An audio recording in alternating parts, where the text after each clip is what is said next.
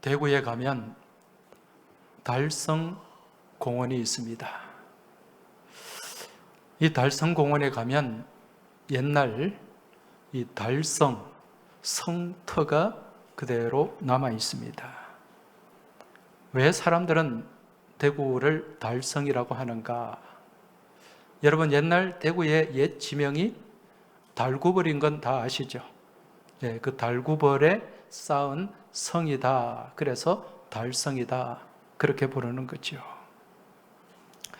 자, 이 달성공원 근처에 가면 낮고 조그마한 산이 있어요. 예, 그 산이 이 달성의 동편에 있다고 해서 동산이다. 그렇게 부릅니다. 그런데 이 구한말에 이 동산은 대구 사람들이 온갖 쓰레기를 갖다 버리는 그러한 쓰레기산이었습니다. 따라서 그곳에는 온갖 생활 쓰레기가 버려져 있었고, 또 죽은 짐승의 사체가 버려지고, 또 온갖 오물들이 그곳에 쌓여 있었습니다.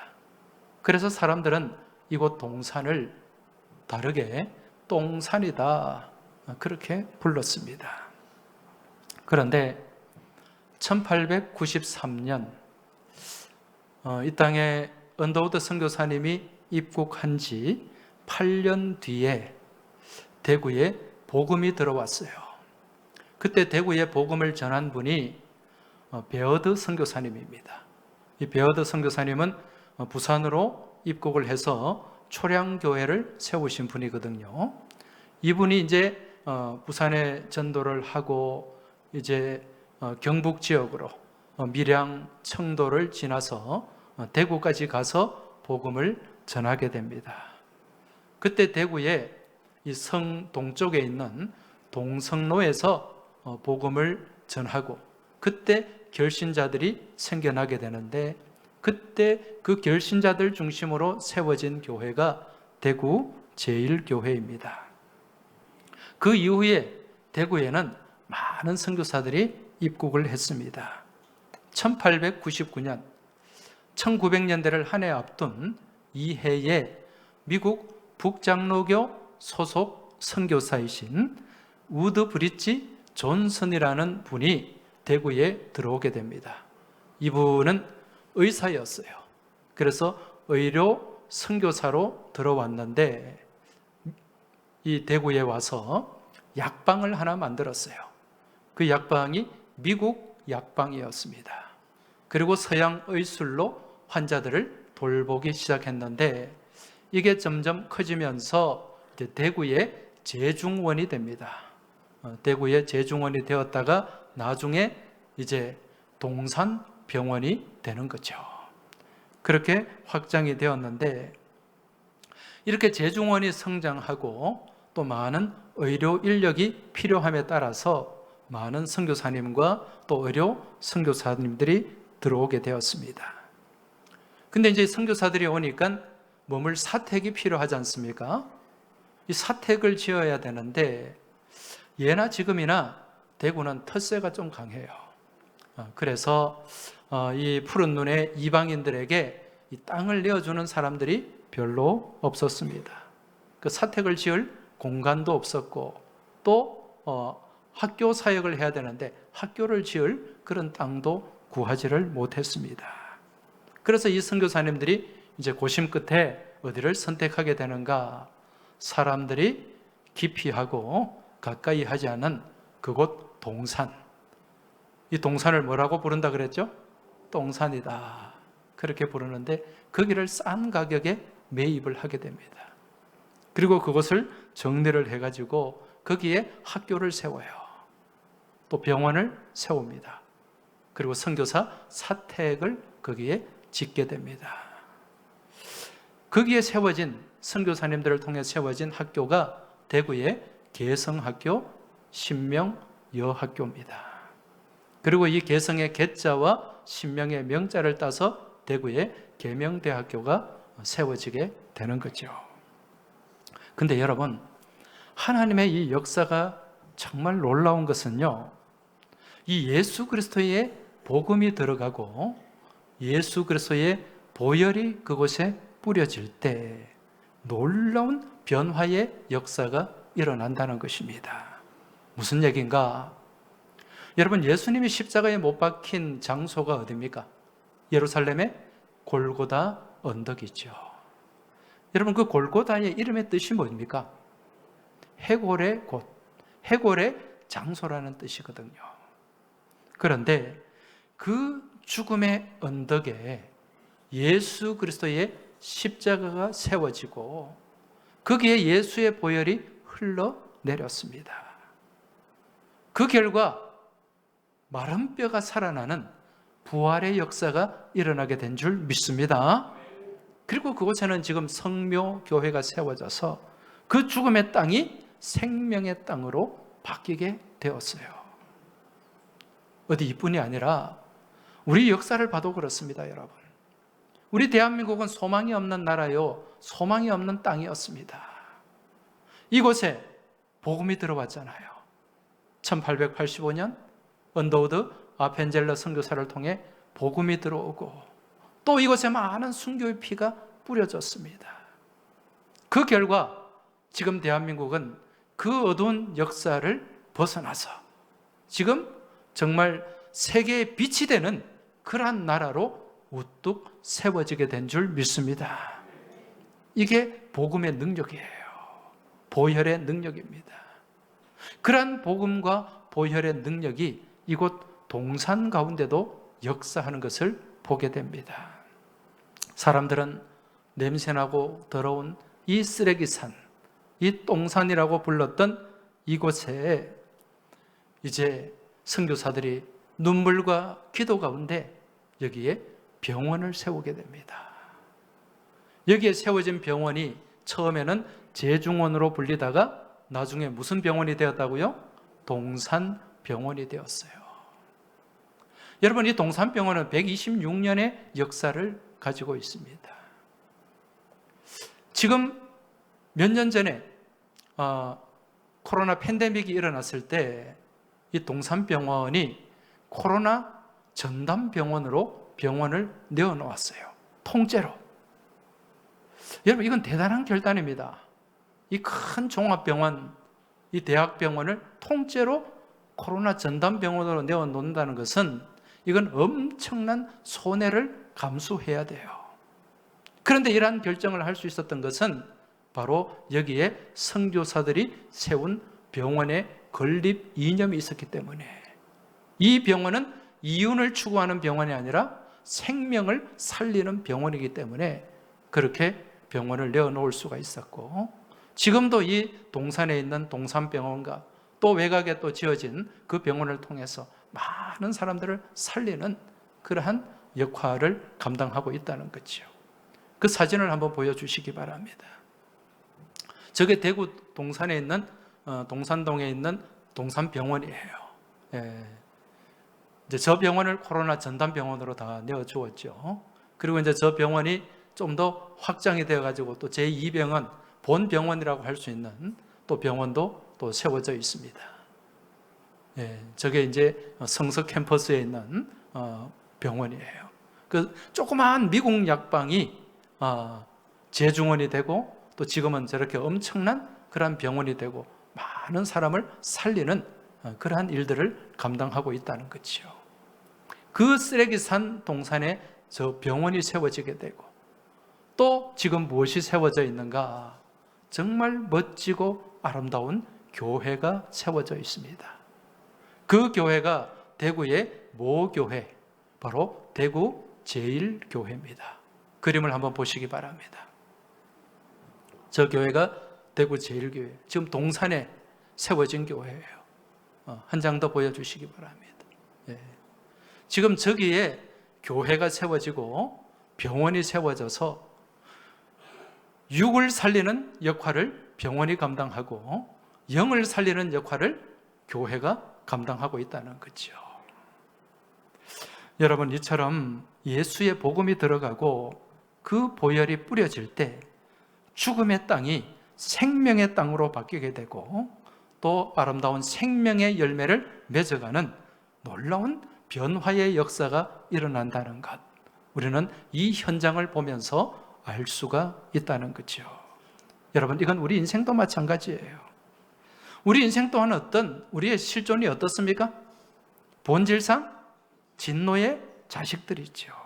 죄와 허물로 인해 우리는 이미 죽었던 존재들입니다. 죽음에 사로잡혀서 버림받은 존재들이었어요.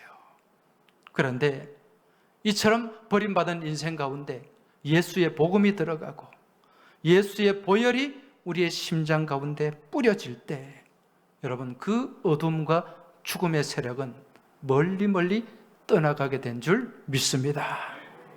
그렇게 영원한 생명으로 가득 채워지는 복된 인생으로 변화가 되는 거예요. 그 증거의 자리에 지금 여러분과 제가 있는 줄 믿습니다. 자, 이곳 동산이라 그랬죠. 이 동산에 작은 언덕이 하나 있어요. 그 언덕을 사람들이 무엇이라고 부르는가? 여러분도 잘 아는 언덕이에요. 청라 언덕입니다. 대구는 예나 지금이나 분지기 때문에 더운 지역이에요. 그래서 선교사님들이 와서 사택을 짓고 사는데 날씨가 너무 덥잖아요. 그래서 그 건물의 벽돌에 이 온도를 좀 식히기 위해서 그 선교사님들 사택에 이 담쟁이를 심었습니다. 그 담쟁이가 자라나고 거기 가면 사택이 여러 채가 있어요. 그리고 그 사택과 더불어 그 주변에 담쟁이를 심기 시작했습니다. 그 시간이 지나면서 그 언덕이 담쟁이 언덕이 된 거예요.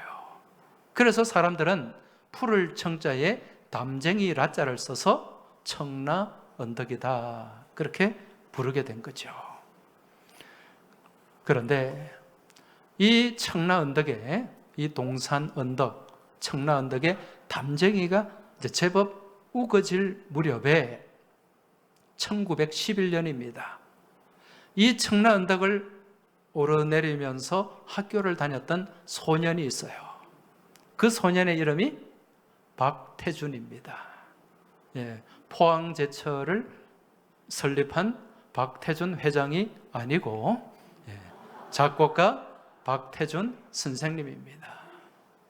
이분이 대구 개성학교를 다녔어요. 이분이 개성학교를 다닐 때 그 학교 등교하던 그 시간에 늘 마주치는 여학생 한 사람이 있었습니다. 그 여학생은 동년배인데 신명여학교를 다녔어요. 그런데 이 박태준이 그 여학생을 흠모를 했습니다. 그런데 한 번도 그 마음을 고백하지를 못했고, 결국 이 두 사람은 이제 각각 졸업을 하고, 박태준 선생님은 평양의 숭실대학으로 진학을 하고, 이 여학생은 일본으로 유학 갔다는 그런 얘기가 있습니다. 그런데 그 마음속에 어린 시절 그 풋사랑이 소년 박태준에게 계속 남아 있었죠. 나중에 이제 숭실대학을 졸업하고 미국 유학을 마치고 마산 창신학교에서 교편을 잡을 때 노산 이은상 선생님이 그 얘기를 듣고 글을 써줬어요. 그리고 거기에 박태준 선생님이 곡을 붙이게 되는데 그 곡이 무슨 노래입니까? 동무생각입니다. 한자로는 사우라고 하죠. 봄의 교향악이 울려 퍼지는 청라 언덕 위에 백합 필 적에, 여기까지. 청라 언덕 위에 백합 필 적에, 이 노래를 박태준 선생님이 작곡을 한 거죠. 그리고 이 소년 박태준이 이 개성학교를 다닐 때 2년 동안 같이 다닌 3년 후배가 있었어요. 그때는 중고등학교 5년제 학제였거든요. 그 3년 후배가 누구인고 하니 바로 현재명 선생님입니다. 배를 져가자 험한 바닷물결 건너, 아시죠? 희망의 나라로. 이 노래를 작곡한 분이에요. 이 두 분이 개성학교 선후배 관계고, 그 개성학교 음악실에서 선교사님들로부터 피아노를 이제 배움을 받았어요. 이제 피아노를 배우고 같이 숭실대학으로 이제 평양으로 가게 되고, 또 그 대학을 마치고 각각 미국의 시카고 음악학교, 또 웨스터민스터 음악대학으로 각각 이제 유학을 하고 다시 돌아와서 마산 창신학교, 대구 개성학교에서 교편을 잡다가 이제 이 두 분이 서울의 연세대학교 음악대학 교수님으로 이제 강단을 지키다가 은퇴를 하시게 됩니다. 그때 이 박태준 선생님, 현재명 선생님이 가르친 훌륭한 제자가 이 앞자리에 있는 서신미 장로님입니다. 자, 여기서 여러분, 지난해 제가 강복절 주일날 노래를 한 곡 들려드렸어요. 혹시 기억이 나십니까? 유구무원이시네요. 제가 설교 전에 지난 주간에 어느 교우한테 물어봤더니 전혀 기억을 못해요. 얼마나 감사한지, 같은 설교를 또 해도 되겠구나, 그런 생각이 들었습니다. 그때 들려드렸던 노래가 오빠 생각이에요. 아마 기억나시는 분이 계실 텐데, 그 오빠 생각은 1925년 최순애라는 어린이가, 소녀가 소파 방정환 선생님이 창간한 어린이라는 잡지가 있어요. 거기에 이 글을 실었는데 입선이 되었어요. 오빠 생각이. 근데 그 오빠 생각은 무슨 내용인가? 이 최순애 소녀의 오빠가 독립운동을 하기 위해 떠난 거예요. 서울로 떠난 거예요. 그렇게 서울 가신 오빠는 소식이 없었어요. 그래서 그 오빠를 기억하면서 생각하면서 썼던 동시가 오빠 생각이에요. 서울 가신 오빠는 소식도 없이 나뭇잎만 우수수 떨어집니다. 그 노래였죠. 자, 이게 1925년도예요. 26년도에 또 이 어린이 잡지에 입선된 작품이 하나 있어요. 그 작품은 마산 출신의, 마산에 살던 소년 이원수라는 소년이에요. 여러분, 이원수 들어보셨죠? 유명한 아동 문학가잖아요. 이원수가 이제 쓴 작품이 뭐냐? 고향의 봄이라는 동시였어요. 입선이 되었어요. 그때 이 이원수와 최순애는 서로 펜팔을 하게 됩니다. 못된 고양이 부뚜막에 먼저 올라간다고 14살 된 이 소녀, 15살 소년, 소녀가 펜팔을 하게 되고요. 그 펜팔하는 가운데 이원수가 마산 창신학교를 다녔어요. 그때 선생님이 박태준 선생님이었어요. 음악 선생님이. 그래서 이 최순애의 오빠 생각을 가지고 박태준 선생님한테 곡을 좀 붙여달라고 부탁을 했고, 그렇게 만들어진 노래가 뜸북 뜸북새, 이 노래가 만들어진 거예요. 그리고 이 아동문학가 이원수 소년이 쓴 노래가 고향의 봄이라 그랬죠. 이 고향의 봄이 어린이 잡지에 실리고, 이 어린이 잡지에 실린 이 시를 누가 봤는가? 그 당시에 일본에서 유학하던 홍남파 선생님이 보게 됩니다. 그래서 홍남파 선생님이 이 동시를 보고 곡을 붙였어요. 그게 무슨 노래입니까? 고향의 봄, 나의 살던 고향은. 이번에 광복절 특집으로 이 노래를 들려드리겠습니다. 한번 감상하시기 바랍니다.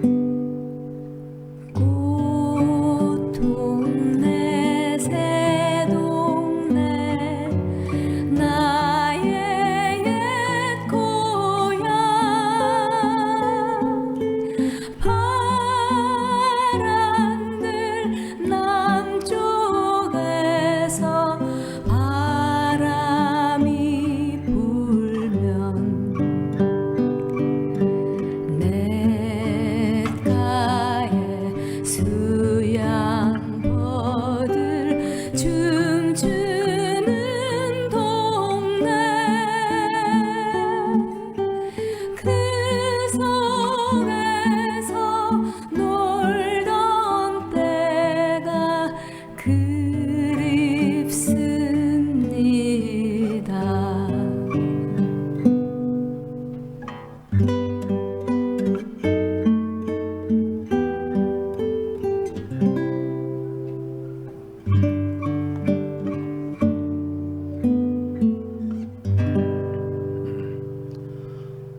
참 좋죠. 예.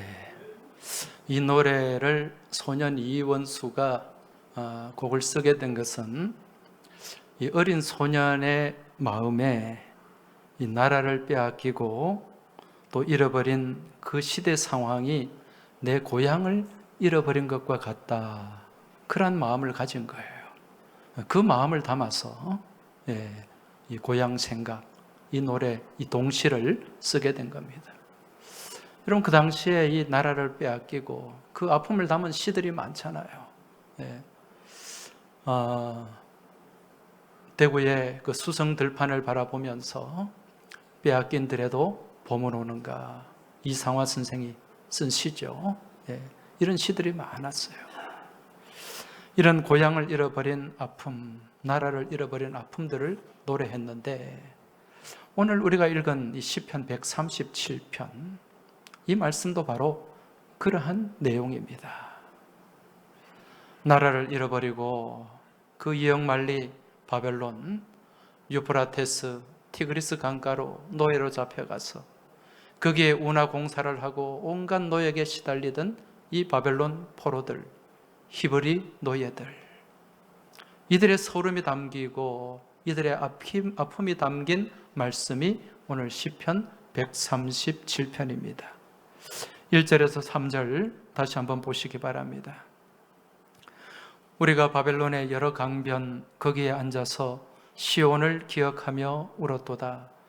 그 중에 버드나무에 우리가 우리의 수금을 걸었나니 이는 우리를 사로잡은 자가 거기서 우리에게 노래를 청하며 우리를 황폐하게 한 자가 기쁨을 청하고 자기들을 위하여 시온의 노래 중 하나를 노래하라 함이로다. 지금 이스라엘 백성들이요, 이 바벨론의 강가에 앉아서 어디를 기억하면서? 시온, 예루살렘, 그들의 고향을 기억하면서 눈물을 흘리고 있다고 고백을 하고 있습니다. 그러한 가운데 이 노예로 있는 이들에게 우리를 사로잡은 자가 시온의 노래를 한번 불러봐라, 니들의 그 노래를 한번 불러라. 그런데 그 가운데 노래를 부를 마음이 있겠어요? 그래서 그들은 그들의 수금을 나무에 걸었다. 그렇게 고백합니다. 그 고향을 잃어버리고 나라를 잃어버린 그 아픔, 그 서름이 이 시편 137편에 그대로 담겨 있다는 것입니다. 이러한 137편, 이 포로들의 노래로 만든 유명한 팝송이 있죠. 아시는 분은 아실 거예요. 자마이카 출신의 독일의 가수 보니엠, 보니엠이 부른 Rivers of Babylon, 유명한 팝송입니다. 오늘은 광복절 특집으로 이 노래도 짧게 들려드리겠습니다.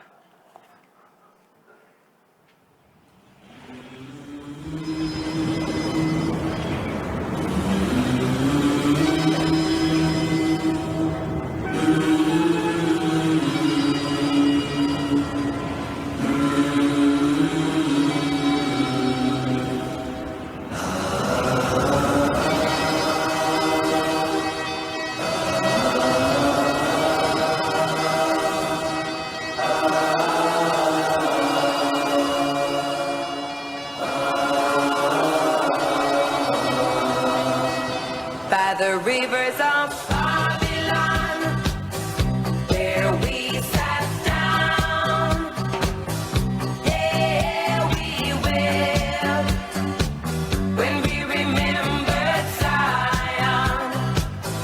By the rivers of Babylon, there we sat down, there we wept, when we remembered Zion.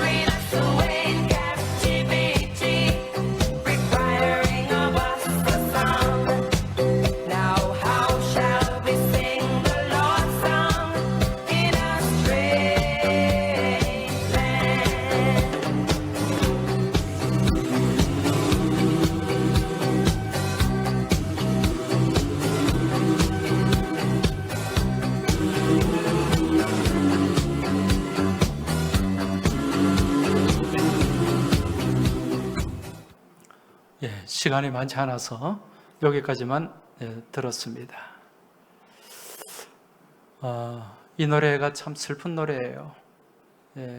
히브리 노예들의 그 아픔이 담긴 노래인데 이런 노래인 줄도 모르고 옛날 80년대 이 노래가 70년, 80년대에 유행했던 노래잖아요. 그것도 모르고 클럽에 가서 막 이렇게 그런 분도 계실지 모르겠습니다. 지금 이 보니엠 멤버들이요, 자마이카 사람들인데 흑인 노예 후손들이에요. 이들에게도 아픔이 있는 거죠. 이들의 본래 고향은 아프리카잖아요. 그 아프리카 고향을 잃어버리고 먼 이역만리로 와서 노예 생활을 해왔던 그들의 조상과 또 그들의 아픔을 담은 노래가 리버스 오브 바빌론입니다. 지금 이 노래가 굉장히 신나는 풍이에요.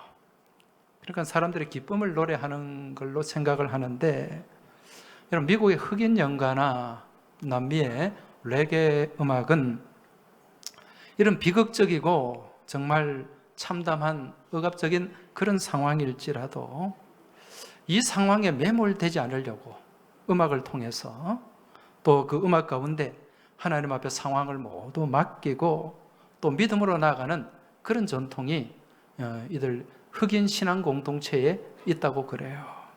그래서 오늘 이 보니엠에 부른 이 노래 또한 그런 마음과 또 그런 전통이 거기에 담겨 있는 거죠. 여기는 어떤 믿음이 담겨 있는가? 시편 30편 11절에 믿음이 담겨 있어요. 여러분 시편 30편 11절에 보면 이런 말씀이 나옵니다.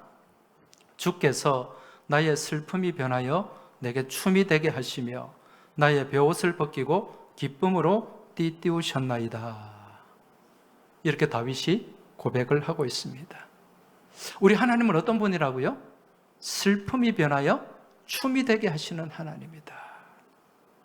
우리의 베옷을 벗기고, 이 베옷은 상복을 얘기하는 거예요. 이 베옷을 벗기고 기쁨으로 우리에게 띠를 메어 주셨다. 그분이 우리 하나님이라는 거예요. 여러분 다윗의 삶을 한번 생각해 보세요. 이 다윗의 삶을 보면 우리는 정말 이스라엘 왕으로서 그런 영화로운 삶을 살았다 생각하는데 실제로 그렇지 않아요. 어린 시절 다윗은 집안의 막내로서 형들로부터 온갖 구박을 받고 짓눌리는 삶을 살았어요. 그리고 그 소년 다윗이 골리앗을 죽이고 난 이후에 사울 왕의 사위가 되지 않습니까? 이제 이때부터 고생 끝, 행복 시작, 그렇게 생각할 수 있지만 이것도 아니에요. 여러분 다윗이 사울의 사위가 되고 난 뒤에 어떤 일이 있었습니까? 이 장인이 사위를 죽이겠다고 3,000명의 별동대를 조집해가지고 몇 년을 쫓아다녔습니까? 10년을 쫓아다녔어요. 10년을. 거기서 몇 번이나 죽음의 위기에 처했습니다. 그리고 이제 사울이 죽으니까 이거 또 끝났네? 아니에요. 또 누가 반란을 일으켰어요? 가장 아끼고 사랑하는 아들이 반란을 일으켜서 여러분 이루 말할 수 없는 그런 아픔과 고통이 다윗에게 있었다는 거죠. 그렇지만 끝까지 이러한 상황 속에서도 다윗이 놓치지 않은 게 있었습니다. 뭡니까? 하나님을 향한 믿음이고 하나님께서 주신 말씀이었어요. 그 말씀을 붙잡고 그 믿음으로 살다 보니까 결국에는 하나님이 그 슬픔이 변하여 무엇이 되게 하셨다? 춤이 되게 하시더라. 그 슬픔의 베옷을 벗겨내시고 내 허리에 기쁨의 띠를 메어 주시더라. 할렐루야. 여러분 이것이 바로 아무리 힘들어도 아무리 어려워도 아무리 괴로워도 하나님과 동행하는 가운데 주어지는 은혜요 축복인 줄 믿습니다. 바벨론의 포로 생활을 하던 이 이스라엘 민족들, 그들은 그래도 그 포로 생활 가운데서 하나님의 말씀을 놓지 않았어요. 그 말씀 가운데 결국은 하나님이 그 슬픔이 변하여 춤이 되게 하신 거죠. 그들의 허리에 기쁨의 띠를 동여 주신 줄 믿습니다. 뿐만 아니라 우리 민족도 마찬가지입니다. 우리 민족의 역사와 이스라엘의 역사는 닮은 꼴이 너무 많아요. 우리 민족도 얼마나 억눌리고 짓밟힌 역사를 우리가 살아왔습니까? 그리고 그 가운데 복음이 들어오고 그 복음의 은혜 가운데 오늘 우리가 여기까지 오게 된 거예요. 여러분, 그 복음이 들어왔을 때 1885년에 선교사님들을 통해 복음이 들어왔을 때 여러분, 일제에 우리가 강제 합병이 되고 난 이후에 36년 동안 억압을 받으면서 우리가 그 소망의 끈을 놓지 않았어요. 누구를 통해서? 그 계몽운동, 민족의 어떤 그런 여러 가지 독립운동에 앞장섰던 그분들을 통해서. 그분들이 다 누구였습니까? 크리스찬들이었잖아요. 제가 자주 말씀드리지만은 그 백범 김구 선생, 서고 이동영 선생, 도산 안창호 선생, 또 그 조만식 선생, 이승만, 우남 이승만 다 크리스찬들이었어요. 이분들의 그 헌신과 수고와 눈물의 기도 가운데 우리 하나님이 우리 가운데 광복의 춤을 허락하여 주신 줄 믿습니다. 오늘 우리가 이 은혜 가운데 지금 살아가고 있는 거예요. 지금 이 자리에 계신 우리 교우들도 마찬가지일 거예요. 지금 이렇게 주일날 환하게 예배를 드리지만 그 10년 가운데는 또 남들에게 말하지 못할 아픔이 있고 무거운 짐이 있고 또 눈물의 베옷을 입고 주님 앞에 나온 그러한 교우들도 있을 것입니다. 그런데 하나님은요, 이러한 눈물의 베옷을 영원히 입혀놓지 않으십니다. 우리의 슬픔이 계속해서 이어지게 하지 않습니다. 우리가 하나님의 약속을 붙잡고 말씀을 붙잡고 그 믿음으로 나아갈 때 우리 하나님은 우리의 슬픔과 역경과 눈물을 다 제거하시고 우리에게 기쁨의 춤을 추도록, 해방의 춤을 추도록 우리에게 은혜 베풀어 주실 줄 믿습니다. 우리의 슬픔의 베옷을 벗겨주시고 우리 가운데 기쁨의 띠를 동여 주시고 메어 주실 줄 믿습니다. 이 믿음 가지고 여러분, 땅을 보지 말고 위를 보세요. 우리의 본향은 어디입니까? 저 천성입니다. 저 천국입니다. 우리가 돌아갈 곳이에요. 여러분, 그곳을 바라보고 그곳을 생각하면서 지금 내게 있는 아픔과 슬픔, 역경 다 씻어내고 우리 주님을 찬양하며 믿음으로 고백하며 나아가는 은혜가 있길 주님 이름으로 축원합니다. 이제 이 고백과 믿음을 담아서 우리 같이 찬송하며 기도하며 나아가겠습니다.